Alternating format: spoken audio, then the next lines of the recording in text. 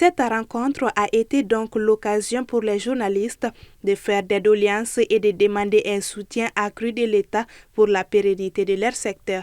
Ainsi, la relecture des textes régissant d'un cadre juridique des médias maliens, l'aide publique à la presse absente depuis 2019 et la question de la liberté de la presse ont été au cœur des échanges.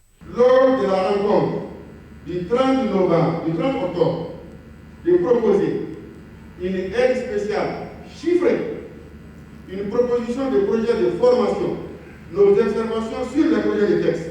Les correspondances sont déjà là. Nous allons les remettre à Monsieur le ministre pour vous.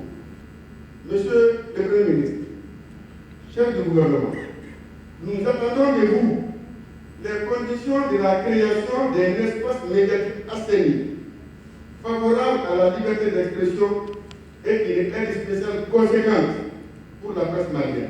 La fermeture récente de la chaîne privée Joliba TV News par la Haute Autorité de la Communication (HAC) a exacerbé les tensions entre la HAC et les acteurs de la presse. Cette question ne pouvait donc pas rester à marge de cette rencontre. Les informations que nous avons reçues ces dernières heures de la médiation de Joliba TV News présagent d'un dénouement heureux. Monsieur le Premier ministre, chef du gouvernement, du haut de cette tribune, je présente au nom de la Maison de la presse du Mali nos excuses aux autorités burkinabées et à une partie de l'opinion burkinabé qui se serait offusquée pour des propos tenus sur Joliba TV News et largement partagés sur les réseaux sociaux.